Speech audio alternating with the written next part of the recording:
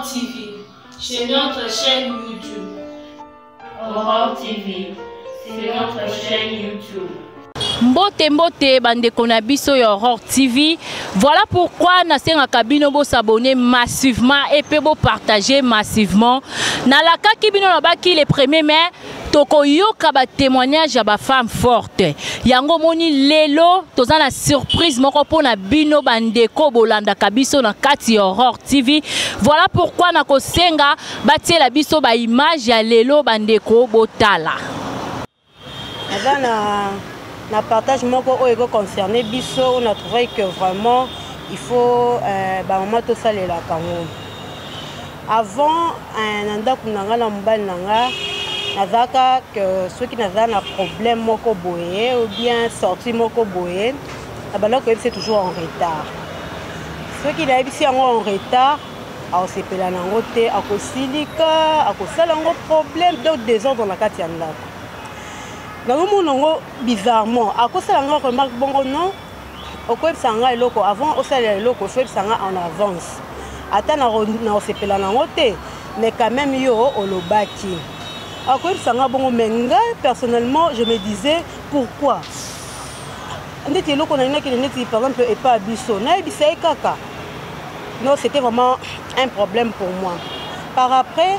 Nzambe ayi ko edenga na tuna tika ke ona maboko nzambe biponi problème oyo na kati ya ndaku nanga lingezo esika avec pekisanga boye avant na sala loko fona ebisaka ou bien soka za kolala avant na bima il faut na ebisaka pona nini na sala la kangote. J'ai demandé à Dieu de m'aider et Dieu m'avait vraiment beaucoup aidé.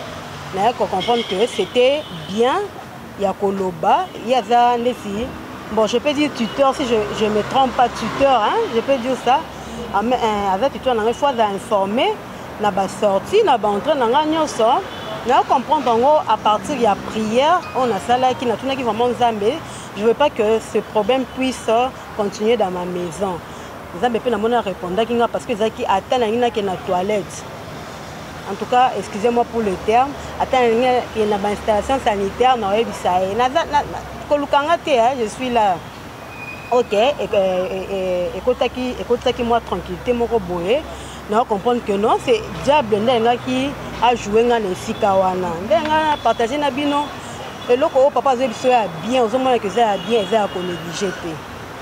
Et ça qui n'est pas en famille, n'a passé un appartement que maman n'a biso vraiment musicate, mais moi encore papa. Parce que papa, je ne sais pas ce qu'il avait utilisé moi en bien avec les tuteurs na biso nandaku, responsable na numéro 1, il y a ndaku. On voit les cambo lingo sala ko sala non té en avançant qui a eba.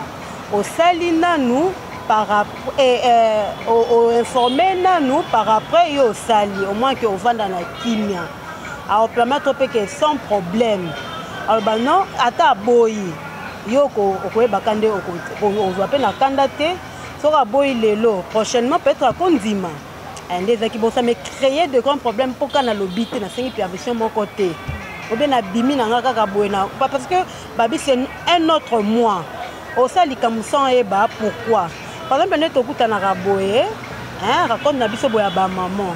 Yé a habité, hein? Oh, et puis que le lot, par exemple, le lot samedi, il faut tout un ba maman, tu as une réunion à Bisso, il y a habité. Par exemple, tu aussi ça, réunion à 18h30, 19h. Il y a personne à 19h30 nandako. Aux à la l'est, aux à précipitantes, sur le bin, il faut la zonga mbangu. Au le bâtiment pégué en tout cas, il faut la zonga mbangu. Comme si tu comprends, mais il y a des points. J'ai trouvé bon, j'ai vraiment trouvé bon que il faut d'abord informer Banibali Nabiso Nanda pour les Cambougnons avant au salle. Pour informer, ça va nous faciliter la tâche. C'était un peu ce que j'avais comme partage. Est-ce que ma camarade peut-être que je me suis rentrée au monde et maman, vous avez vraiment la raison. Vous avez vraiment la raison. Papa a sa chef. Donc il y a des gens à comme parents devoir autre on est pour ça la va to bimalanda pour les que papa et n'a pas voisin dans sakana. C'est-à-dire mobali na onda za papa na yo. Donc avant au bimamba sorti na on so foyer aye bango. Ayeba ke ma Suzana ke wenze. Ma Suzanne lelo ça a sorti mon pour ça que avant ils ont mis balo ba créer un problème mais ça lelo zo bima lelo zo bise okete oui okete ils ont mis balo balinga ka ozo kende même sur les 5 formé déjà les 20 avril déjà le baki les 5 mai okei mi balo balinga bo et quand maman yo lelo kaka papa na ok réunion atanga son c'est mobile no lingate.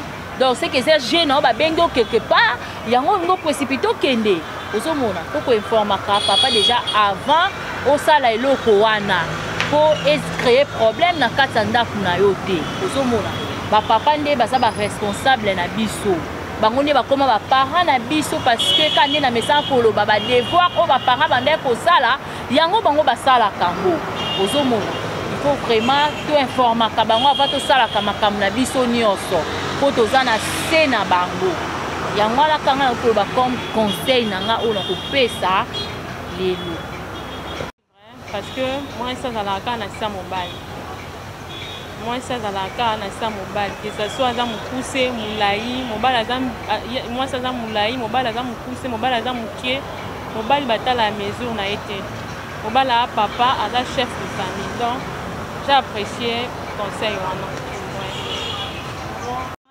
pour banda tozalane ba fiancé que na banda ko sala ngo on a ça pas na biso avant na bima il faut na signaler papa na kebo mama tindinga donc na banda ngo banda kala tina côté na libala en tout cas et ça lenga pasité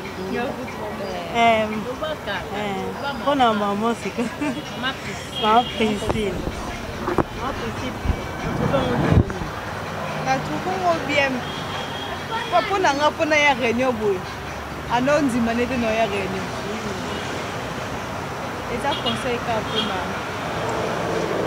ya ko adapter on ndima to ya réunion au informa qui était na yebise qui était ayebe pété ayebe pété ayo yebaka lelo abiso ngana bimana ke na musala na sima nango yo lingo bima c'est ça c'est pourquoi en tout cas ngana tirer les tons et donc on a je peux jamais faire ça et puis si je comprends bien dans la permission. À Monique a trouvé que c'est le quoi bien. Ce que je me demandais à moi, qu'est-ce que faisait que je ne puisse pas lui dire. Je comprenais que c'est diable, comme c'est la paix diable mini. Moi, en tout cas, Dieu m'a fait grâce de c'est la 11 ans de ma case. Donc, on continue, bon, bien. Avant que papa, avant que ça, comme papa, yeba. So, ça bien, à Robert, on a été que au sale. C'est ngabo, naza à l'aise. Pour na senga na ndo. Oza aenda ki kena ya réunion. Naza na ngala. Réunion so na rozonga po. Ayebi ke na yeki réunion na biso ba maman. Donc, il faut que papa et baka va sortir non c'est papa et baka déjà bien là comme si vraiment parce que na constaté qu'il y a avant et comment qui non s'empira qui non té et comme ça appelle que oh ils ont pas bino et bilo ka boye mais Dieu merci ton à côté qu'on a pas prière on m'a vraiment répondu donc ils ont sorti mon côté on a côté qui descend que aeba adresser ma parole à toute femme qui nous suit en ces moments pour dire que il faut tout éviter bah problème au ya ko bima sans ko la kanibali la biso ça crée de problèmes et moi ça a voulu me créer beaucoup de problèmes mais Dieu aidant ça n'a pas pu arriver moi si je suis dans la minute dans le bureau dans la cuisine dans la wapi en tout cas je vous conseillerais seulement ya ko la kaka avant au bima la kana kaka c'est simple la kana ko ko non papa na okende boye non ça la boye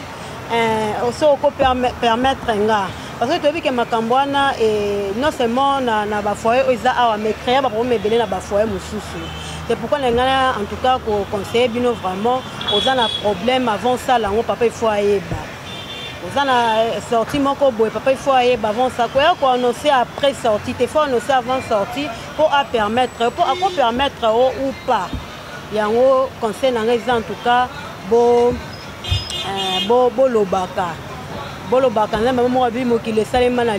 quand tu as le temps de causer avec ton foyer, ton mari, ça pousse toujours à des meilleurs résultats. C'est pourquoi je dirais en tout cas,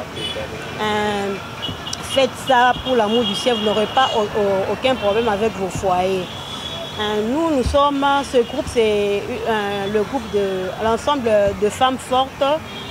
Nous sommes là pour des conseils, pour des problèmes non résolus. Au moins, le problème est que la caillou, problème aux incapacités à gérer à mon côté. En tout cas, nous sommes là. Nous sommes là pour nous aider, vous aider quand il y a un problème quelconque. Et vous ne serez pas en tout cas dessus parce que vu que vous nous suivez, à chaque fois que vous allez commencer à suivre, vous allez comprendre qu'il y a vraiment quelque chose d'important, il y a un conseil à tirer. C'est pourquoi je vous exhorte en tout cas de nous suivre toujours, vous ne serez pas déçus. Merci beaucoup. Horror TV, tozongi, toza déjà de retour. Oh, bomona kiwana, ezaki maman Suzanne, aza fait femme mariée. Alobela kibiso à propos ya ko senga. Si je na bangwa lelo ezalaki à propos ya ko senga permission avant ya ko bima. Moi si oyo ya libala azana se ya mobali nae, oya ebike mobali nae, aza chef nae, avant ya ko bima, il faut osenga ka permission. Eza vraiment problème oyo et panza vraiment mabala ebele à cause ya kozanga kosenga permission. Eza lokola mwana tolobaka libala ezaka lokoza pa baboti na yo avant obima fo senga mobali na yo permission. Ndio bande kosenga baboti papa na ke pa ba voisin, il faut senga pe papa e na ke otala mama. Donc eza bongo po eza problème ya motu ya obiso ba mama to yebaka te. Yo kokende kolaka papa te na ndenge nini. Yenda za chef na yo, yo za na sima na ye, il faut ozwa accord na ye. Et ça vraiment sujet à motu ya vraiment oh ba femme forte ba lobeli lelo yango na ebisaki bino boko sentir bango le premier mai balobaka mwana muke abetaka mbunda bakolo babinaka bino moko botala nanu baza nanu ba elenge mena ba expérience ya mikolo makasi. En tout cas boyoka bino moko boko mona vraiment lelo eza makamu ya kafu kafu. Voilà pourquoi je vous dis de vous abonner massivement et de partager massivement. Ngamoko nanu nako témoigner nanu avant tous les qui sa ba femme forte ba ngouya ba femme battante. Ngamoko naza parmi ba femme forte. Ngao bozo mona mama Peggy na kati ya femme forte memelinga mingi ya ebele vraiment. Tozalaki nanu muke tozalaki une affaire ya 10 personnes et tozalaki na kati ya groupe. Mais tellement ba conseil vraiment eza pendant l'efficacité makasi ezo apporter penza ba un plus na kati ya ba couple. Lelo toza affaire ya ataba 46 personnes si je me trompe pas. Yango lelo na ko benga na maman Arta aya bino moko boko yoka ba témoignage ya ba femme forte. Bonjour maman Artemise. Bonjour maman Peggy. Boni santé, boni ndaku, boni bana. Ouais, santé malamu, nzamba zo batela toza bien. Ok maman Artemise na loba ki na prometa ki ba landi na biso Horror TV ba kozwa lelo ba témoignage ya ba femme forte. Na kolinga oloba na ba onyon so ba sabona na Horror TV pe ba o ba partage kango ba yoka témoignage na yo. Maman Artemise Binda femme forte bando kota na kati ya groupe ya femme forte. Et chanza nini na kati ya couple na yo? Oui maman Peggy ngai na kati ya femme forte. Eza groupe moko efungolinga nga na oloba efungolinga nazalaki mwasi moko donc nazalaki na ba sujet belé na kati et sungi ngai nazalaki na mo ba problème na foyer nanga mais grâce ya ba femme forte lelo nakomi kozwa dans une maîtrise na foyer nanga na makambo belé dans une maîtrise en tout cas yango nakumisa nzambe po na groupe oyo et apporter lenga makambo belé yango wana. Ok maman Artemise soki okoloba likamoko po na maman Peggy na ndenge Saint-Esprit utilisaki ye po apporter un plus na kati ya ba couple na bino okoki koloba na maman Peggy nini? En tout cas ngana koloba maman Peggy akoba kaka akende musika nzamba sunga ye posa na ngai vraiment ezake tokomata ebele tokomata 50 posa na ngai ba maman. En tout cas maman Peggy nzambe asunga kende liboso. Ok, merci maman Artemise. Bonjour maman Suzanne. Bonjour maman Peggy. Comment vous allez? Oui, je vais bien par la grâce de Dieu. Et comment la maison, ton mari? Ça va, les enfants vont bien par la grâce de Dieu. Ok, merci maman Suzanne.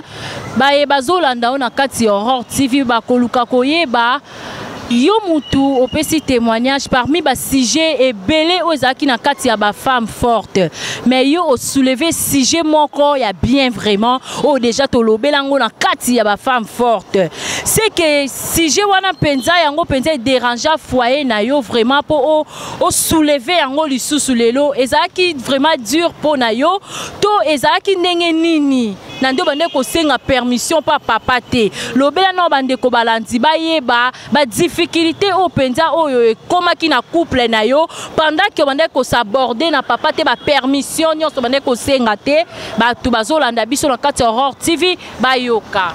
Ok, merci d'abord pour la parole. Maman Peggy, comme pour ne pas dire, c'était vraiment grave. Moi, je pensais que c'était une messe à faire, or que c'était un dérangement pour mon mari. Ça nous créait des problèmes. Je n'arrivais pas à demander la permission avant de faire quelque chose. Mais vu être avec Dieu aussi, parfois ça nous aide. Hein.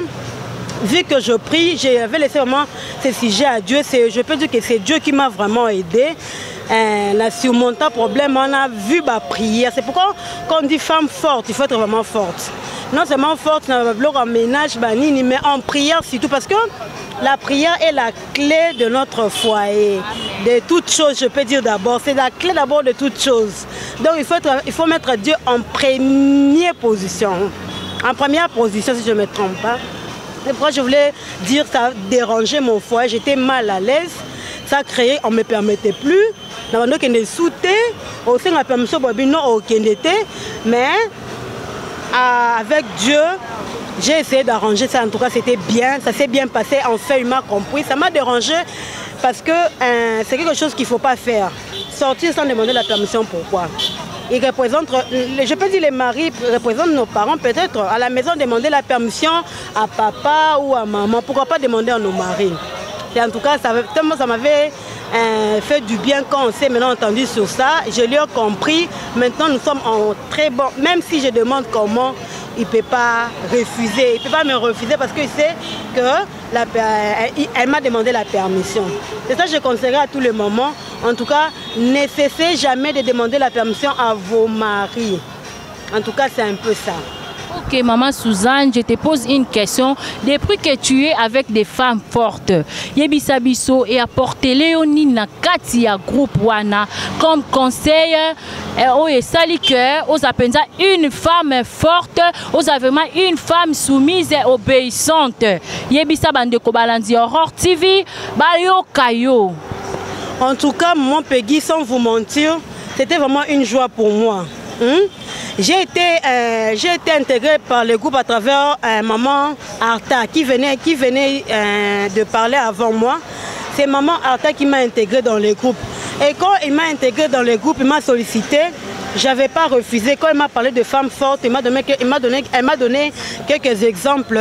Je n'ai pas pu supporter, j'ai accepté en tant que femme mariée. Et quand j'ai intégré le groupe, en tout cas c'était formidable. J'ai trouvé en premier lieu maman Peggy qui est notre responsable. Elle a, dans le message que j'ai trouvé dans le groupe, non, vous n'aurez pas d'idée. Si seulement vous intégrez le groupe comme moi, vous n'aurez pas de problème en vos foyers. Des bons exemples pour vos maris, de bons exemples à suivre, de conseils. Donc, conseils, ils ont changé vie à Moutou. Mais c'est que parfois, le problème est que Linga Moutema et Vimbi, je sais pas qui parler. Okolobana muta mokili lelo asekio. Okolobana na payen lelo aroseka okaka. Mais quand j'ai intégré le groupe à maman Arta, j'ai vu toutes sortes de conseils. J'ai même écrit à maman Arta si elle se rappelle, j'ai dit Dieu t'a envoyé au moment voulu. Parce que j'avais le cœur gonflé vu de problèmes. Gérer un foyer ou un couple, c'est pas une messe à faire, hein. C'est vraiment un problème, un grand problème. Tu gères le mari, tu gères les enfants. Et c'est là qu'on PTT. Quand j'ai vu maman Arta venir vers moi, j'ai glorifié Dieu. Et puis là, elle a même une de mes messages. J'ai dit, maman Arta, tu es venue au moment voulu. Au moment où j'ai des problèmes, je n'ai pas de solution. Mais comme tu m'as intégré dans ce groupe, hein, en tout cas, merci. Le témoignage que j'ai à partager avec vous est que j'ai retrouvé la joie. La joie dans le groupe. j'ai retrouvé la joie, le conseil, les partages. Qu'est-ce qu'on ne parle pas dans ces groupes? Qu'est-ce qu'on ne conseille pas dans ces groupes à propos de nos foyers? Maman Peggy, je peux vous dire, moi, mon témoignage, c'est seulement la joie. À chaque fois que j'entre, à 12h dehors, on a prière. Donc, si tu es en ligne, dès qu'il est 12h, quel qu'il soit ici, tu dois commencer par la prière. Toute femme qui entre en ligne à 12h, pendant... donc, tu dois t'inscrire. N'attends pas les autres. Oh, je dois attendre maman Arta pour commencer la prière. Non. Au banda prière, au bandi pe, batunyo so bazana bazolanda yo. C'est ça. Moi, je peux dire que j'ai trouvé seulement la joie. Quand je entre, le conseil, il y a aussi des blagues entre nous femmes. Donc, tu vas te sentir à l'aise. Moi, je peux dire merci vraiment pour ces groupes. Je m'adresse à d'autres mamans vraiment qui veulent intégrer ces groupes. C'est vraiment important. Vous ne serez pas dessus parce qu'il y a beaucoup. Vous allez vous retrouver sur tous les plans. Moi, je me retrouve maintenant sur le plan. Comment gérer ton mari? Comment gérer tes enfants? Donc, on se retrouve sur tous les plans, on se retrouver. Donc, nous vous invitons avec plaisir d'intégrer les groupes. C'est ce que j'avais à dire. Ok, merci Maman Suzanne. Je vais te poser encore une question. Si on te dit de dire quelque chose à propos de Maman Peggy, qu'est-ce que tu vas dire? Ok, merci encore pour la question. Ce que je dirais pour Maman Peggy, je dirais tout simplement que Dieu la garde pour nous, qu'il lui donne des idées toujours comme elle en a. Elle la garde vraiment pour, je peux dire même pour nos maris, parce que c'est elle qui nous fait du bien pour gérer nos foyers aujourd'hui. En tout cas, que Dieu la garde longtemps, de bons conseils, et puis qu'elle soit toujours une femme de prière comme elle est. Et puis nous, membres du groupe, ne cessons pas de prier pour elle, parce que c'est le corps, la chair est faible, vous savez bien.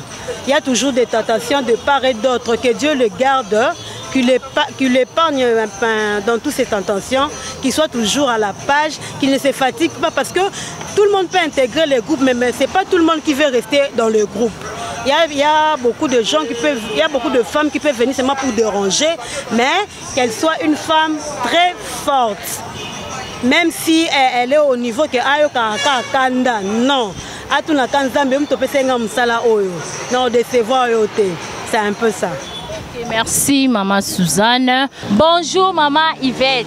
Bonjour Maman. Comment ça va Maman Yvette? Ça va bien par la grâce d'Amos. Ok, merci bien Maman Yvette. Nakolinga batu bazolanda biso na kati Aurore TV. Bayeba une femme forte nde na kumisa pendant batin belé na kumisa bino tellement na prometa ki bango la baki les premiers mais bakoyoka ba femme forte ba témoignage bakoya nango ya ndenge na ndenge.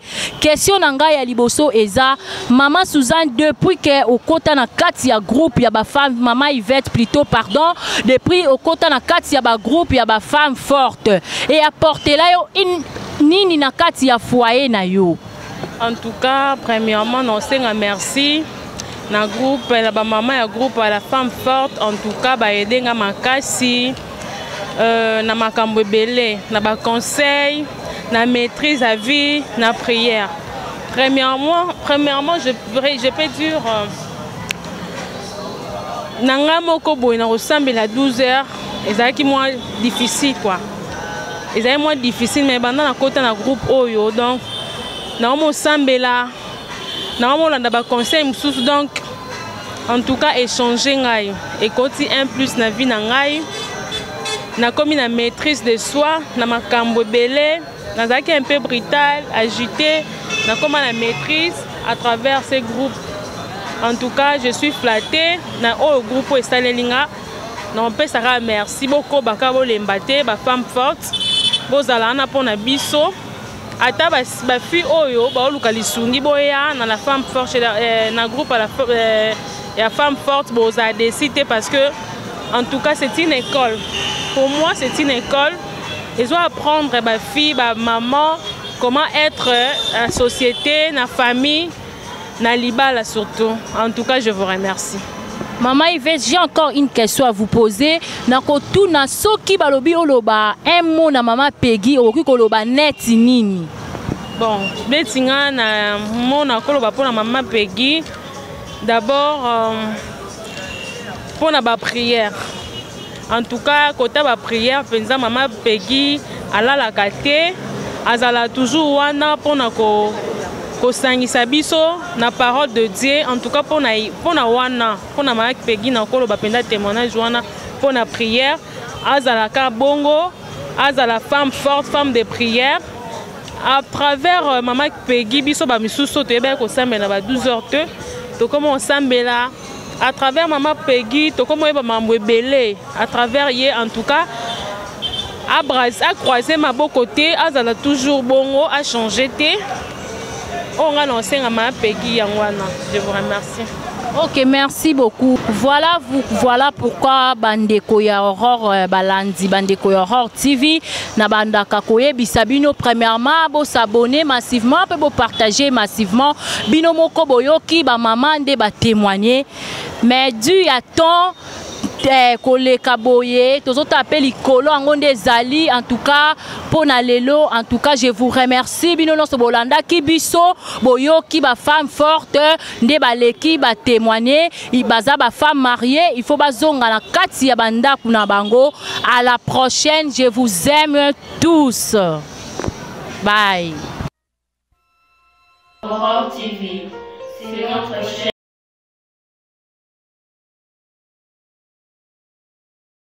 Merci bien très chers amis fidèles internautes, vous nous suivez partout en ce net moment sur Aurore Télévision. J'ai vraiment la fierté de vous présenter cette très belle émission qui parle de la femme, sujet femme forte.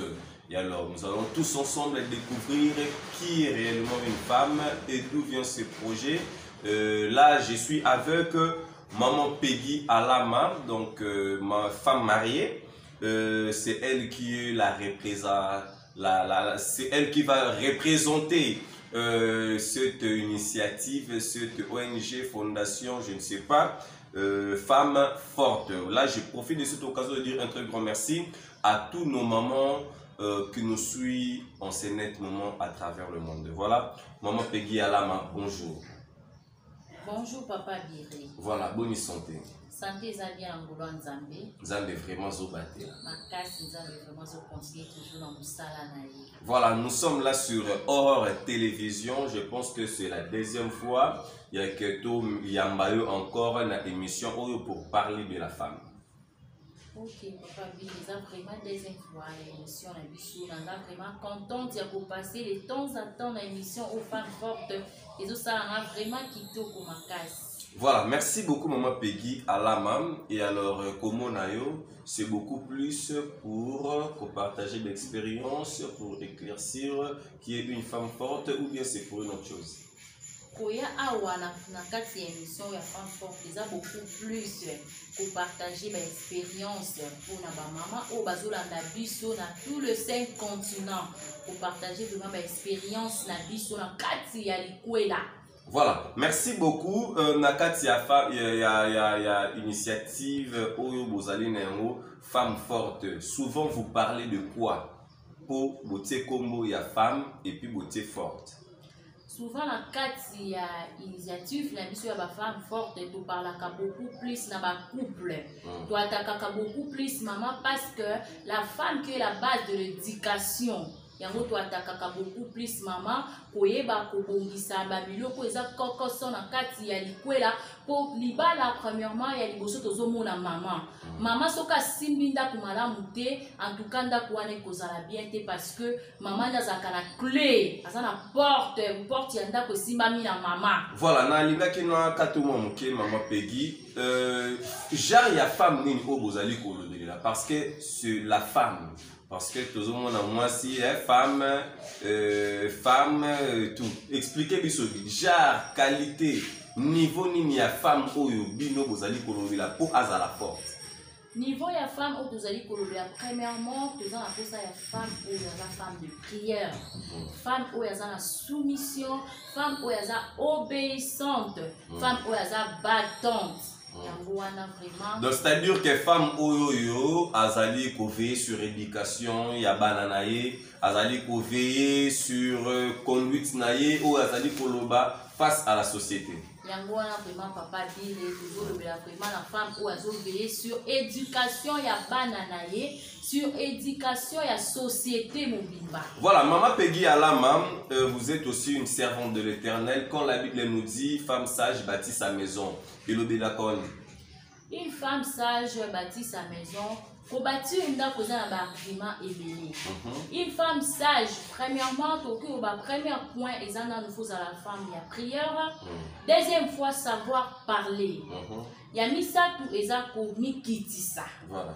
Une femme sage, ils ont c'est-à-dire être simple, être humble. Voilà, pour ça vraiment simple, humble, pour pardonner, pour vis-à-vis ya mobali na yo ya société mobimba.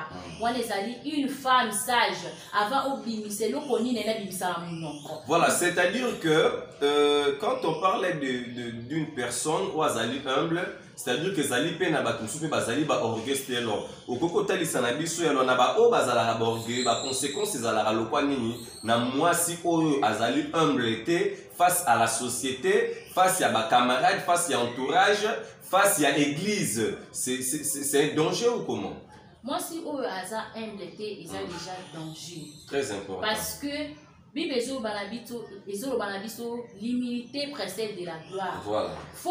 L'orgueil précède la chute. Très important. Faut qu'on quitte ça. Et moi, si on quitte ça, on a assez. On dit que ça n'a pas à mobile, il y a moi s'il faut la soumise pour vivre sous autorité, il y a tout mon koboyi. Voilà.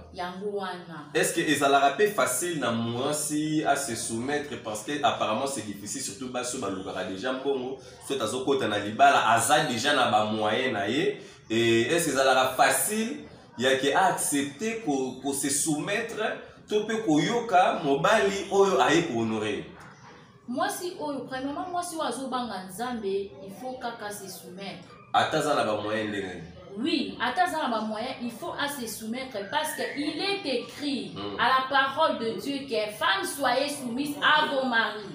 Donc il faut se soumettre. Moi moi c'est la prière à cause de toujours na commis qui dit ça. Voilà, si on ndenge yo tala ka génération oyo et constat vraiment oyo ça posa mon tambola komona na la pena batu ndenge ozo komona. Est-ce que ezali na basi oyo po moni ke non te bazali pe soumise? To po moni pe bazali pe soumise te mais qu'un peu hôtel biso na. En tout cas, papa Biré, pour la génération Nabiso, vraiment, en tout cas, je suis vraiment désolée parce que génération Nabiso, basa soumise. Ah bon? Oui. Ozo reprocher bango lokwa na babilo koni ni na nini ou ezali ko montrer que basa soumise pour année où vraiment to passer vraiment faut qu'on se dise la vérité, ba tu ba bali ebele et puis ba divorce c'est ça les mi ebele, mbongo ebele koti na justice. En tout cas, papa Biré, biso bana ya lelo tokoma otie totie. Donc tozo bala déjà na kati ya mutu na biso toyebi déjà que mobali soka lobi I nga naza déjà na Z. Ozomona génération na biso vraiment toza soumise te. Ata soki mokete kotala non ya liboso premièrement yo moko ozomona divorce nezo salema.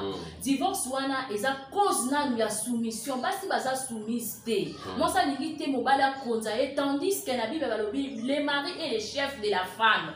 Alingite mobali za la chef parce que il est écrit mobali da za chef mais moi ça zo na kotiki la mobali poste wana te le quoi bi ke pa sala kana banki moko songola simba ka misolo koleka mobali alingi kozala soumise te liboso ya chef na ye. Donc génération na biso nga ko ba vraiment na za peza beaucoup plus na ba regret parce que les a vraiment génération moko o ba maman na biso na ebité soki bazo mona to ba encadrer ya ba église soki bazo mona bazo no musala o en main pour la jeune fille na biso ya lelo pour la biso nyonso parce que nazo mi kota na kati pour ngape na za na kati ya génération oyo. Voilà, Maman Peggy quelque part va découvrir tout na ba question.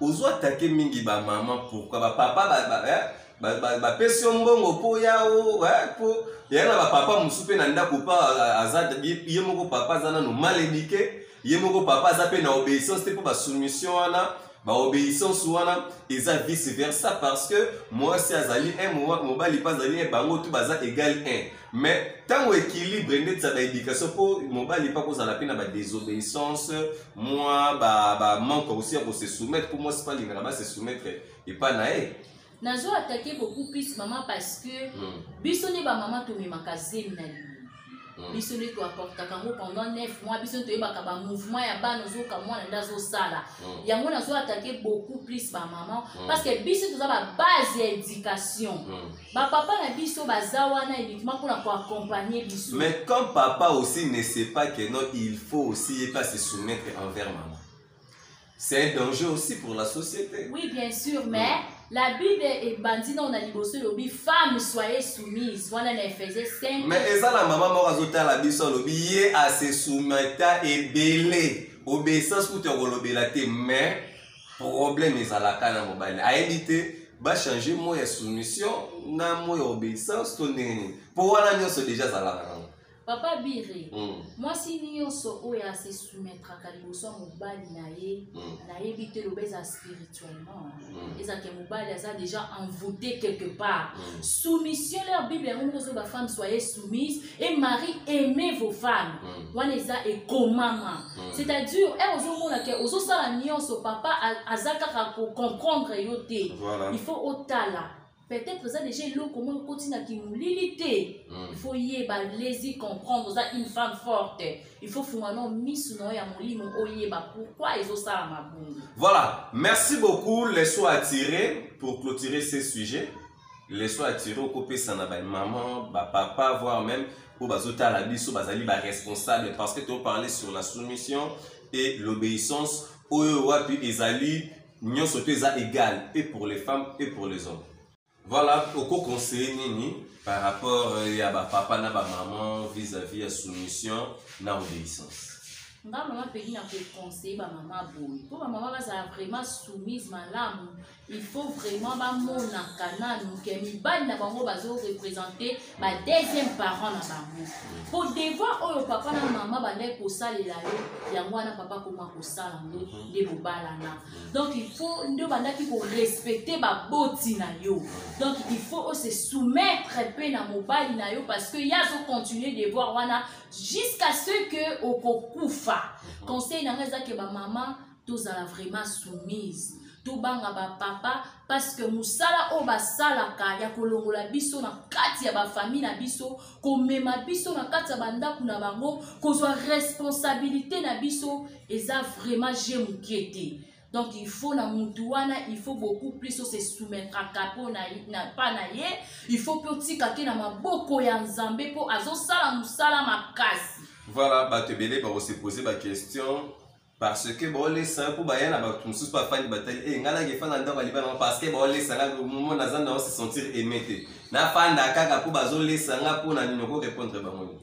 Bato balobaka zo sentir que afanda ka ba les qui poza aimé en cas papa vivre na aucun moi vraiment. Donc ma question est allée belé maman Peggy répond rapidement. En tout cas ngai na koloba mobali il faut aimer moi c'est ce que vous a soumis papa ko aimer aimer tendengeni ba des femmes se uta kana biso moko moi si on faut fanda nanu o mitala o ba pourquoi mobali na ngazo aimer ngate o mitali yo moko pe makamu nini o na ndaku penza eza penza arranger te o ezo tinda pe papa pour propriété pe tinda kam papa pa aimer moi sina azo moi c'est dans propre ya couper so bolingo mo ke mo sina za propre moi sina nga aza respect moi sina nga bi ko yamba ba belle famille elle bayaka ayambaka bango kitoko eza ba bilo musufu ko mitala pourquoi papa zolinga ko aimer yote zonga no simatala no ba défaut na yo ba remoi mike pe. Voilà, c'est-à-dire que ce qu'on peut comprendre que femme forte ezali pe en même temps pour étouffer ce virus il y a ba deuxième femme libana. En tout cas ouais, papa Bire. Ezali pour na kokata virus wana, c'est tout un virus. Ezali pour na kokata virus bien sûr. Mais yo moko nde maman comportement non que katisa mobali na virus ya ba femme ya libanda. Voilà. Merci beaucoup. C'est quoi votre idéologie parce que batu ba otala balobi mais est-ce que maman Peggy na borna bango basali ya femme forte? Est-ce que ba un impact est-ce que bana idéologie so idéologie ezanini idée générale na bino ezali nini pour na ba maman to bazotala biso monde entier ou bazape na besoin s'adhérer na kati ya femme forte. Voilà. En tout cas, l'idéologie na biso eza vraiment koya ko enseigner ba maman ndenge nini tokoki kofanda tozala vraiment heureuse na kati ya ba couple na biso.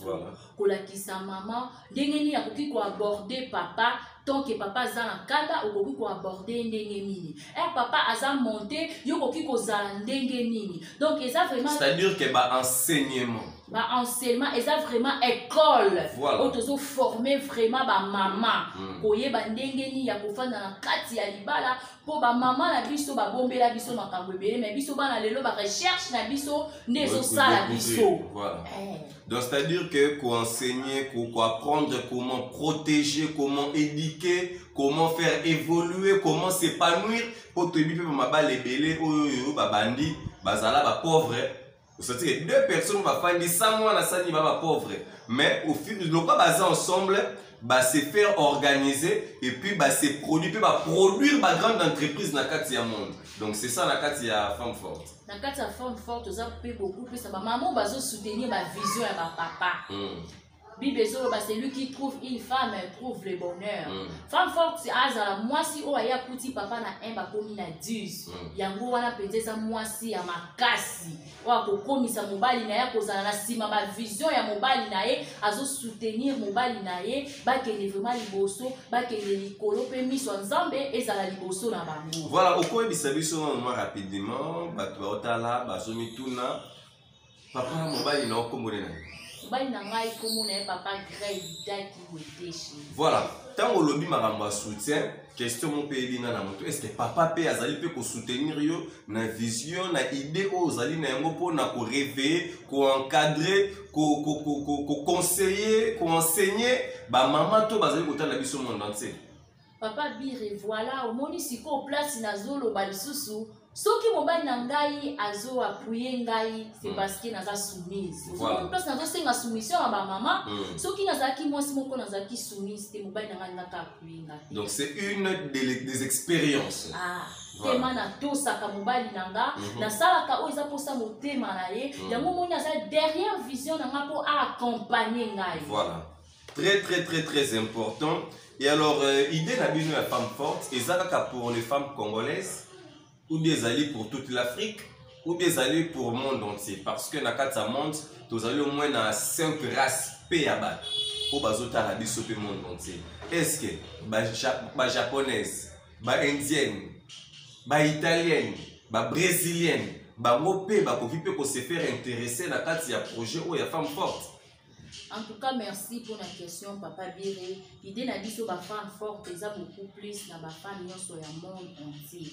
Mais minimum, les femmes africaines. Voilà. Parce que traduction, la biso africaine et cocagne américaine. Donc, biso la femme africaine, toto sa kanibali. Mais ce que tali américain, c'est la façon dont maman va couper la kanibala. Donc, beaucoup plus la biso la femme africaine. Voilà, femme africaine est la femme africaine. Pour tout cas, même na musicien belé baemba femme africaine, baemba femme africaine. Femme africaine, na idée na yonde ngota la femme africaine azali nani? Pour ngai femme africaine azamwa si oyo elle peut se respecter. Très important. Azamwa si elle peut se respecter, azamwa si oyo abimisaka ba parole na ye bimisa te azo bate nazo bimisa pa nani na misu ya banani aza mwasi oyo aza beaucoup plus na vie de prière aza mwasi oyo azo porter en plus na société aza mwasi oyo azo soutenir tesiko na ndenga kikala aza mwasi akendaka bilanga ake kolona après aya buki ake alesi bana aza mwasi supportaka charge akimaka ba responsabilité na ete nde tomonaka na bamboka somona mama atiki asundoli bana ke. Mais femme forte, une femme africaine, azali mwasi a supportaka. Moi, papa nanga bisanga toujours aza loko l'éléphant. Nzoko lembara minu na été. Lors il y a divorce ya papa na maman na biso tika biso. Mais notre papa était toujours là avec nous. Il a accepté même de dormir avec nous à l'église. pour protéger toujours l'éducation Yabalane. Donc c'est ça une femme africaine. Une femme africaine, papa Bina, pour la lobaka soso atamula kanaba na atamula kanaba mulongo. Maman oya malamu akolina kotamwa na bana ekuto baka beaucoup plus que mobali bazana mitema na bango. To bakande basi ne basaka mitema minene. Maman o vraiment boti bana ya apporter bango penza 9 mois na libumu a abandonner bana na ye. En tout cas na ebité maman na soka za maman ndengini. Na douleur oyo vraiment ya accouchement ndezalaka otika ba fruit oyo mokoloni mutu mususu eko continuer chemin pour nangala koloba femme africaine aza mwasi o aza vraiment na motema munene. Voilà, donc maman Nabiso, vous allez femme mariée. Je pense que vous avez déjà des expériences pour ne pas assumer la responsabilité, tout le engagement pour pouvoir partager, éduquer. Donc, c'est-à-dire que vous avez besoin. Il y a soutien, il y a maman, tout il y a monde. Et il y a maman, déjà Nicolo, plus âgé. Femme forte, ils allaient vraiment très intéressés, pour s'intéresser vraiment à Bino, ils allaient peine à besoin, il y a Koyoka, Moko, idée au Bozali. Donc voilà, vous avez déjà de l'expérience.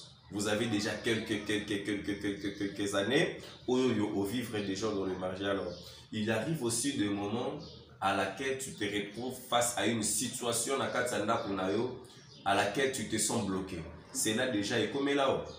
Et comme là déjà papa oui, et comme là vraiment malaya mingi. Voilà. Et comme là vraiment na fandi na tali likolo na se na bidi kambo na kolobango pa nani. Mais lokola naza mwasi na boaki misu likolo na bi naza muntu ofuna solane makambo beaucoup plus ngala makambo ekomi yanga papa bire na lukaka na oyo apesanga mobali nabi ke nzambe ndapesanga mobali wana na zonga kapa nzambe kotalisa ye papa tala mobali opesanga tala komi kosala boye tala sali boye na zonga kapa papa nde na okaka kimia na motema na nga po soki na bimisi makambo na nga libanda eza na bato bakotonga nga mais soki na kaboli yango na tata nzambe akopesa nga kimia parce que il est le restaurateur de cœur brisé. Voilà, mais tant que famille n'a pas appris que non, vous avez un problème même sur bombeli bango. Réaction na bango ezalaka. Réaction ya famille ezalaka penza ke moi mobulu pour parent mon côté akoki kolinga taza pauvre moi na ke ko souffrir na kati ya libala akoki kolinga ngote nga lokola balobaka pour le meilleur pour le pur nga mokoni alinga ki mobali nanga il faut na assumer yango pour ngande muta força ki ngate ngani na nzima ki iyo na nzimi mobali nanga na miso ya bato na miso ya leta na miso na bino famille donc ngamo konde fona asime makambo onyeso ke koma na kati ya foyer nanga bango bakoki koya te po bapanzanga na mobali nanga parce que Bible dit que personne ne sépare ce que Dieu a uni donc tout akoki koya po akabola biso na asime vraiment et ya na butu et ya na moi lokwa na linga ki papa. Voilà, na réponse to pesi na linga na fongo la parenthèse mo binalanda ki miso dernièrement ya papa Ebi. Mais non, on a la prochaine émission pour développer le pur et le meilleur et le pur. Parce que lui, il est contre le mot la pure. Il a dit, il y a le royaume, vous allez prophétiser le mal. Donc voilà, nous sommes en train de passer. Mais par rapport toujours à l'actualité de la République démocratique du Congo, nous avons vu hier le maman na niveau ya Béni. Béni, je pense que depuis Botama, déjà qu'il y a Béni qui m'est allé. En tout cas, papa Bire, natika lo katembo kana vraiment boka ya mankila ba trouble. Natika vraiment boka kimi na kata mboka wana. Mais tant que la siko nde to fandi no bona écran ozomona ba maman ba boko la ta même pour te ba lati ba sac. Ba sac to somba ba sac ba fufu ba loso ba maman ba lati ngo. Plus de 50 millions de mamans babimaki na nzela basali long trajet pour montrer que bazan a besoin ya pe na kati ya ville wana bazokoka suku indiquer bana na bango malamu te suite ya ba guerre ba tukokufa ba violence ozali ko salema contre la femme na éviter est-ce que femme forte ndenge bozali wana bo tout n'a rappelé quelque chose pour la protection aussi de la femme. En tout cas, papa Biré, autant la image qui vraiment passe ma casse. Mais et c'est pas les parce que ma maman va télémaki. Même la Bible Mardoché la ramona qui mboka na ezoke na kokufa akata ki bilamba la taki basaki. Na suka ngo solution ezwamaki. C'est-à-dire ba maman Esther. Mardoché ne era mona ki mboka na ezoke na parce akata ki bilamba alati basaki. Wana ne yaki kopesa cette information na Esther. Très important. Ne Esther a pris cette information. Esther a dit que ça n'est pas bunga. Elle a comprendre qu'il n'y a pas ça parmi peuple wana. Mukolo mobile n'a comprendre qu'il n'y a pas ça peuple wana a kolimbi sa ete. Yango Esther a lobaki na Mardoché a bisa peuple mobimba basa la 3 jours ya jeûne et prière baliate. Très important. Donc ba maman wana ne bakati déjà bilamba balati basaki et ça déjà danger pour la rebelle oyo ba déranger kabango. Pour même pinzoli ya mwasi ezanga l'efficacité makasi na misu ya Nzambe. Quelque part ko lela ba maman de balela ki na beni Nzambe pe kanda ne ko zala likolo na autorité ya mboka te po ezana batu mususu il paraît-il bazama gauche droite. En tout cas, papa Biré, en tout cas, na mouton nion so ça comme ben na ben il faut faire vraiment attention kolela ba maman eza déjà danger. Voilà. Ba kati bilamba balati basaki eza déjà signe oyo to mona déjà comment la Bible. Réaction nango déjà et monana. Donc c'est-à-dire on a bateau bazo sala ma ben et ba sala vraiment très attention parce que ça on a bango et kozala kaka nde ezala ki na tango ba Esther. Voilà.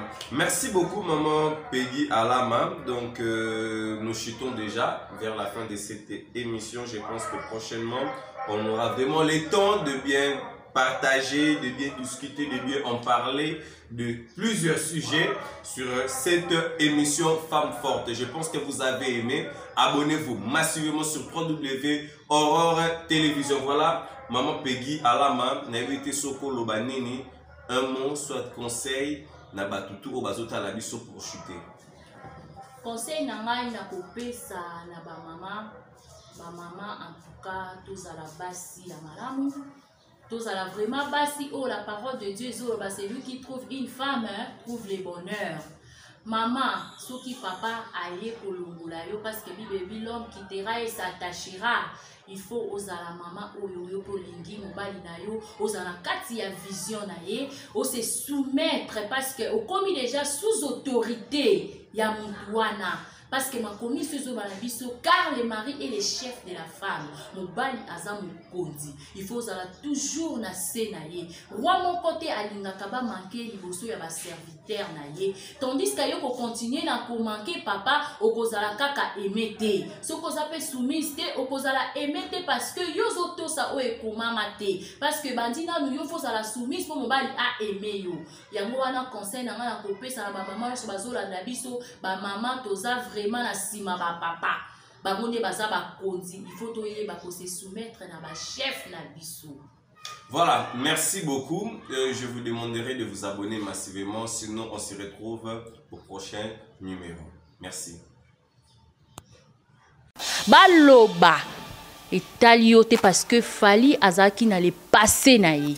Ndé o acceptable bana naye, donc accepter pe maman ya bana wana boza na relation ya bien bo bimana kati ya mobulu ya batu parce que bazo ko sabino et bato belé ba miloba kake donc comme moi si so en Afrique ala na comportement mususu qu'est-ce qui fait que bande ko na biso ya basi o bakei ko balana na niveau ya poto er ba komi kuna ba changera ba mentalité ba komi mona loka ba mindele et pourtant bazana ba ponwa en tout cas papa Biré nazo kamwa penza ezo sanga pasi batu o bazolinga ba bebisa image ya ba africain tala star munene loka Fally Ipupa tala nde ba komi vraiment ko salir ye nazo kapenza bat bazo inciter donc nga naza mutu internet yo moko yebi na la rapete na kotaka nazo mona ba émission bat bazo inciter bango naza penza beaucoup plus na ba regret makasi ezo sanga penza pasi star lokwa Fally malgré ba star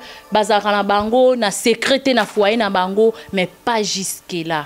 Pas jusque là nazo kapenza passe nazo mwa kunde na kokolo bate papa bi attend que maman en tout cas on a nazo tirer comme leçon eza que attendre to balanaka soki et simbité en tout cas faut to garder toujours ba bonne relation to gardera toujours ba bonne relation parce que ba bota baza na bana na mama Niki baza asbali pe lisusu mama Nana aza pe na bana donc na nyonso wana papa Biringa koloba ezaka créer ba fanatique nde bazo créer vraiment des ordres. Merci beaucoup, cette émission est vraiment spéciale. C'est dédié à maman Paola Kilo à Londres, Paola Schengen depuis Londres. Merci à toi Eloge Mouyaya, Willy Mouché, Nico Damboka. Merci beaucoup Nabatutu Balinga René Abiri, Samira Mekawata, Jean-Jacques Bazola Nakati Angola, le sénateur Paolo Toudilou, Oazota Labiso, Nakati ya chaîne Oyoyo. Donc je reçois pour vous maman Peggy Alama, Oapiazali né et grandi, Nakati ya commune ya Bandalungwa. Dans plusieurs aspects, elle est là, la représentante. Il y a groupe Topé Tourobengango organisation. Il y a ba femme forte.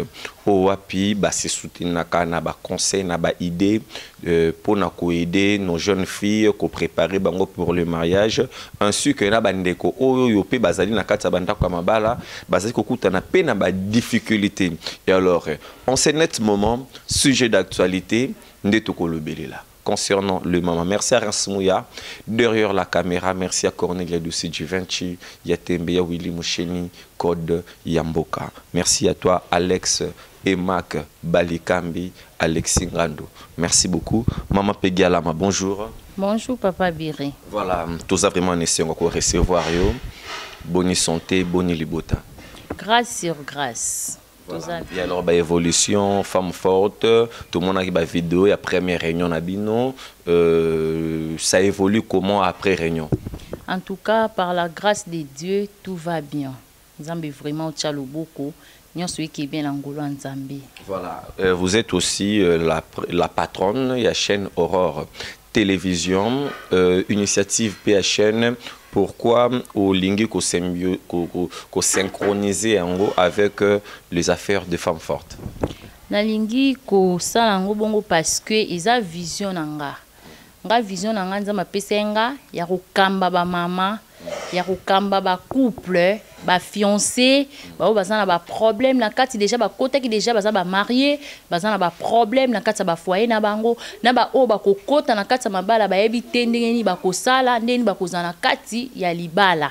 Donc vision nanga o tata Nzambe apesa kinga aloba kinanga na expérience ya mukie oyo nazana ngo na la kisabaninga parce que mutu moko te oyo aleki na difficulté wana te amema pe baninga na eloko bakutai nango okokoka te.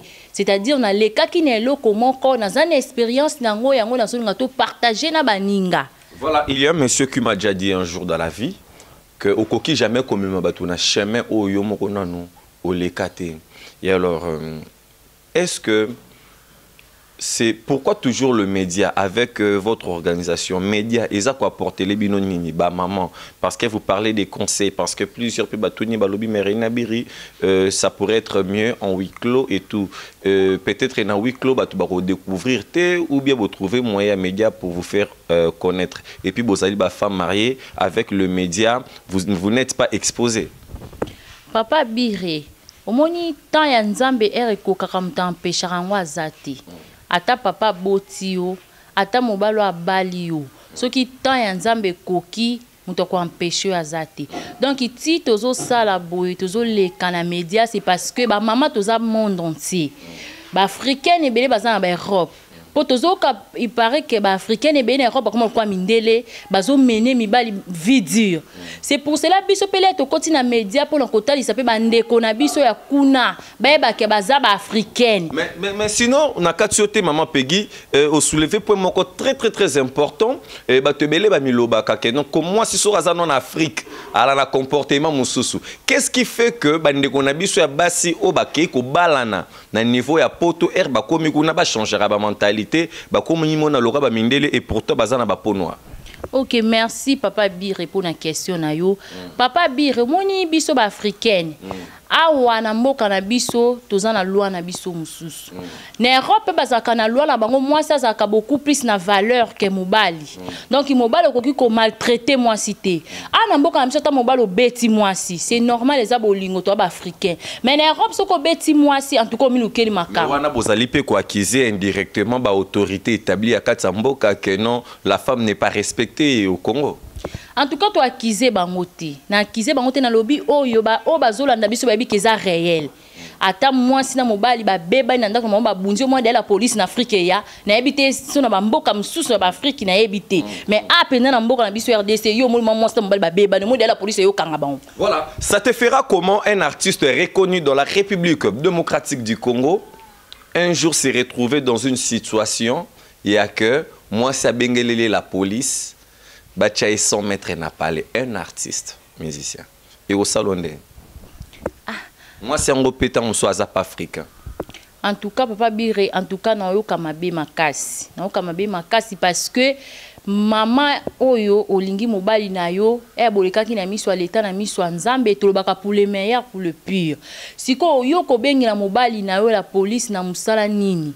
Po bolingo bino mibale nde bopesa na ki bolingo bo sasketana ki bino mibale ke iyo ngala ndimi papa ngala ndimi mama. Siko yo ko bengi la police par rapport ya quoi? Wana za mama bolingo to traitango entre biso na bolingo na biso. Et que ça nga penza parce que moi ça zo kangisa mobali na la police olingi mobali na yo te pas mibali pe ba refula bango po na moi so mona mobali ale na poto atinzi mbongo ba mimi moi ça longwe ki na ke poto moi ça komi na poto asali makambo tu ba mobali abengisa ki ba refulé. Papa Bir en tout cas na bato ba sala ka bongo ata lelo zo seka mais eba ke tout se paye ici ba o to lonaka yango to bukaka quoi Oyo tolonaka yango nde tobukaka mama Peggy Alama tozo kende vraiment moi direct avec nos questions. Merci beaucoup pour répondre biso bien. Là je vous rappelle que Azali fondatrice il y a groupe Oezali femme forte je pense que ba image na bango zo tambola déjà monde entier. Aujourd'hui là, connaissez-vous Fally Ipupa? Papa Bire. On a un grand frère, un grand frère à Bandal, takara ne grandi à Bandal. Na bali na Bandal, na boti na Bandal, faut na yeba eh. Donc so bali Fally Ipupa moni pe au bali. Oh. Amoni ngate comment ngate parce que te comment na sens ya ke na ndenge ya Bandal Bandal e moni pe ke au bali po obotamia wa okolia wa Bandal. Oui, voilà. Na botami na ko na Bandal na yebi Fally bien. Et surtout que mobali nanga kutu abenga ke ya Fally malgré sa star parce que ndeko na ya benga ke ya Fally. Voilà. Ah, ozo mona bien très bien. Voilà. Est-ce que depuis Kala boyebi Fally Ipupa êtes-vous au courant de ce que Fally avait une relation avec Maman Niki que je salue avec Maman Nana Ketchup? En tout cas na yebi. Na yebi yango très bien, na yebi vraiment. Pour naza penza mo la Bandal penza tongo. Voilà. Na yebi yango. Voilà, ti lelo ba makambo o ekoma comme un problème na niveau ya internet. C'est-à-dire que et banda moi ba fait depuis kala pour lelo ya ko s'enflammer mutu moko ayebi ko gérer yango te ou bien ezani. En tout cas Papa Bire nazo kamwa penza ezo sanga pasi. Bato bazolinga babebisa image ya ba africain tala star amnene loka Fally Ipupa tala nde bakomi vraiment ko salir ye nazo kapenza bat bazo inciter donc nga naza muta internet yo moko yebi na lala rapete na kotaka nazo mona ba émission bat bazo inciter bango naza penza beaucoup plus na ba regret makasi ezo sanga penza pasi star lokwa Fally malgré ba star bazaka na bango na secrété na foyer na bango mais pas jusque là. Pas jusque là nazo kapenza passe nazo mwakunde na kokoloba te Papa Bire tant que maman na ba maman ba koti makambo yango nazo kapenza motema passe ndi na zabu. Voilà, s'il faut dire quelque chose parce que yozo vivre dans la katsanda kwa libala et je pense que notre star Fally Ipupa star international afin d'être ensemble na maman na biso toyebi presque de partout dans le monde ayemba ke na banzembu Nana Ketchup Fally Ipupa confirmé et alors na ndenge maman Niki wazali une nouvelle et pas ya batu mususu donc par rapport à ba marambo tout oyo ozo tirer les sonines na kata marambo étant yo femme forte et femme mariée. En tout cas, on a tiré comme l'instant et ça que attendez to balanaka ce qui est simbité. En tout cas, faut garder toujours une bonne relation. Tu garderas toujours une bonne relation parce que babota bazana na bana na mama Niki baza asbali pe lisusu mama nana azape na bana. Donc ina nyonso wana papa Biringa koloba ezaka créer ba fanatique nde bazo créer vraiment des ordres. C'est-à-dire que ba fanatique ba longwe na ba tiki niveau na bango ki fanatique ba koti siko na domaine privé. Donc ba tiki na bango londe ba fana fali ba tiki na bango ngo ba komi siko na ba foyer à star. Est-ce que c'est bien de faire de foyer à Fally Ipupa polémique sujet à moquerie na réseaux sociaux? En tout cas papa Biré, en tout cas na ngamoko penda personnellement eza kitoko te. Biso toyebi ke aza artiste oyo ayembaka malgré ne balobaka ke bango bazana soki ndenge nini toyebi ke aza artiste oyo asepelisa RDC o asalaka fierté na biso. Oui. Aza parent azana bana ye toki jamais kokota na kati ya foyer na ya taza vedette toki jamais kokota na foyer na ye mutu nyonso azana berère o asaka na le passé le présent tozana berère futur ka nzambe nda yebi donc ibati kaye à vivre en paix à bongisa makambu na ye moko. Nazo sipier surtout beaucoup plus na ba maman parce que na yoki ba nouvelle que ba maman ya Cameroun, ba maman poto en tout cas bazolo ba sirfali. Nazo sipier bino ba maman bino batu bobotaka biso batu botaka bana. Soki bokomi déjà une fois ko télémé la bana oyo tozo bota eza kitoko te to ya to pesa conseil to boma moto.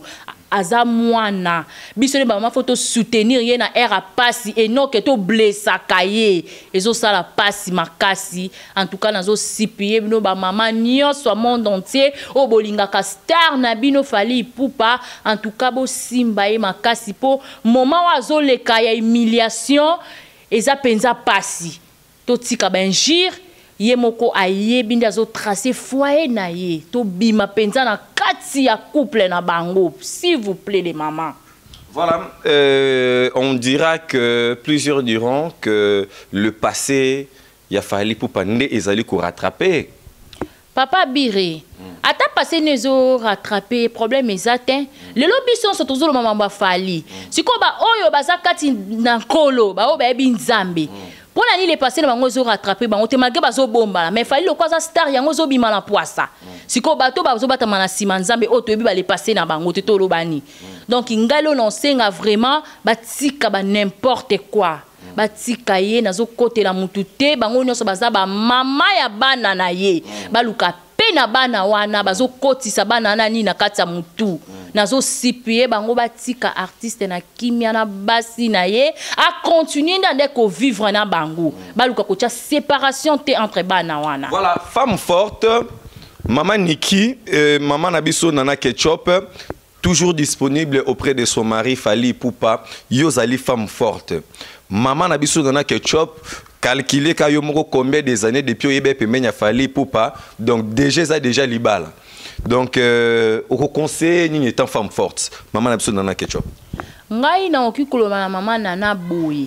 Maman, la Bible nous dit une femme sage bâtit sa maison. Oza maman na minito yondo ze sikama ona papa. Kolanda bilobe la batute.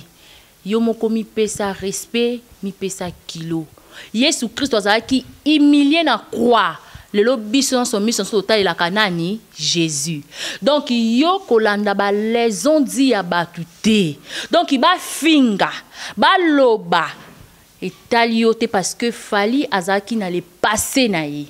Ndi o accepta bana na ye, donc accepter pe maman ya bana wana boza na relation ya bien bo bima na kati ya mobulu ya batu parce que bazo ko sabino biso to kaka toujours na pona ko tia trouble ale to bimi to kei mais bana na bino bozo bota o bozana bango bozo tikani na kati ya mutu na bango ba mama maman Niki maman Ketchup bo raisonner bien en tant que ba maman bo bima na kati ya distraction bo landa na bino ba fante tozaka toujours na biloba loba ozomona o ngana ko senga na bino en tout cas bo za penza ba femme sage pour na bana bino na mobali na bino. Voilà, merci beaucoup. Sujet de Fally Ipupa et kotisi mutu na kati ya prison. Sujet à vie privée à Batou et kotisi une fille na kati ya prison. Yoko lobani. Papa Bire, on a revu koloba na mona kiango. En tout cas, la mona qu'on a bilili presque média nyonso mikolo ezaka yango na mona kinde et koti mutu na. Mais la fille on a posé reprocher pe na quelque chose. En tout cas, on a ko reprocher parce que aza maman. Non reprocher que aza maman. Sarato la comment on est Sarato. En tout cas, n'aimi kombo n'était. Na ko reprocher maman Sarah parce que aza maman. Maman aza canapé. Maman lukaka kima ayaka jamais pour appeler sa moto. En tout cas, na kosenga penza na papa star na biso Fally Ipupa ne nazoka ke pare ke mtakangisi na kosenga vraiment en tant que congolais. Maman wana pe aza congolaise. Papa soki eza bongo s'il vous plaît toboma moto attend ke bandeko toboma moto toyebi ke bat bazolo ba malgré Nathalie yango te noki bat bazolo ba ke afingi penza en tout cas papa limbisaye azamu toza en état de droit. Oui bien sûr toza en état de droit mais justice c'est ça musa nango. Oui bien sûr papa Fally nde ana droit ya ko porter plainte pe ya ko retirer ngo ozomona soki papa Fally a commis na position wana parce que biso batolobi mingi eza bato ke non yo mo pozo buka pe moi mibeko moke po moto afingi il faut justice c'est ça pona ko landelela bato o bazo finga ka bato bazo tambola mabe bazo tosa mibeko te do yo soki ba limbisi ese ke ba violer constitution or loi et bi ki sara moto te mibeko za pona bato tout Fally Ipupa pe mibeko za na droit ko protéger na mwasi ni na bana na ye pe moto na pe droit pe zali pe. Ok papa Bire eza bien pendant de justice na so landela kamakam mais eza te ke ba juge wana nde ba yaki ba zui maman Sarah ba kene na kati ya parquet non eza po ba porta ki plainte oyebi te po makambozo bimebele soit disant kingani miso bazo ba star na biso po bazala ki déranger wana ba porter pe plainte yango na zolo ba soki papa koma ki tina niveau star na biso koma tina niveau ko porter plainte parce que biso ba fan tolobi tellement trop biso bato tolanda kabango to soutenir kabango tolobi penza ba n'importe quoi papa Bire ata ba sala nzambe ato mono comme tina niveau wana oko sala kaelo moko donc ezandi ba fan de ba pousser papa akomati na niveau wana ba n'importe quoi na bango ozomona apparemment kotala star na biso toyebi azamo abandala loba te kotala kaka no apparemment kotala Fally akokate amuta kokama kamte mais biso ka tonto créer ba désordre ozomona donc inga penda na kosenga na papa na motema nyonso ya bo mama en tout cas papa s'il vous plaît ce que za yum to porta ki plainte wana za ndeko na congolaise kolanda benjir mais ye rabanda ko finga ebe te ke non te ye pas za ndeko na bien sûr ayeba ki kaya za ndeko ne peut-être za ki pousser na batu azaki pousser na bato mo bande ko tinda ye po salir kaka star na biso bato mso balinga star na biso te azaki pousser na bato wana mais le likambo ekomene bato wana ba nini bakimi. Voilà, merci maman Peggy Alama, nous sommes déjà à la fin. Vous allez moi na bandal de quel quartier pour bato belé bota la biso na poto. Naza moi na bandal penza ya quartier Sinkin penza makelele penza na Sinkin penza. Donc côté mon penza ko na mo star na biso. Donc bato belé bal côté na biso na Macadamia à la raté de tout le monde a critiqué la star. Problème est, attends Macadamia tu mets au colis. Toi qui toujours à bonne santé, nous avons pas de souffrir de vite aux arts à mokili. Voilà. Merci beaucoup. Un mot pour naba maman, numéro bako contacter pour naba intégrer groupe Femmes Fortes. Un mot nanga exact ba maman oyo. Bazana posa ko kota na kati na groupe na ba Femmes Fortes, numéro est 089 plus 243 code ya biso awa ya Willy Mouché Nico Damboka 089 54 32 044 wana soko bengi okozwanga moko na koyamba yo sokoza posa bosenga ou soit omoni eloko moko e déranger mabe okobenganga pour reprocher nga naza muntu na koyamba yo. Voilà, merci. Mais une dernière question par rapport toujours à Femme Forte.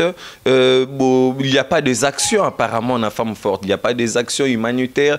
Raisonnacate que non te batu musus pe bazana hôpital ba pena ba difficulté. Il y a des sous pe bazangi pe tan subi lamba ba musu ba botiba na me bazana ba makokite bino boza ba mama o boyebi douleur d'affrontement. Ko tchaba tu peux t'ensuite là pour contribuer à la gratuité scolaire au chef de l'État. Siko yo bozana ba en peine ka 2 mois ngo totiko sala. Très important. En tout cas tozana ngo na mutu. Tozana ngo vraiment na mutu. Tokoleka na bilili bino mo boko mona eto banda koleka ko saba action wana to lection na bilili po ba tupe ba mona. En tout cas zabiso na mutu.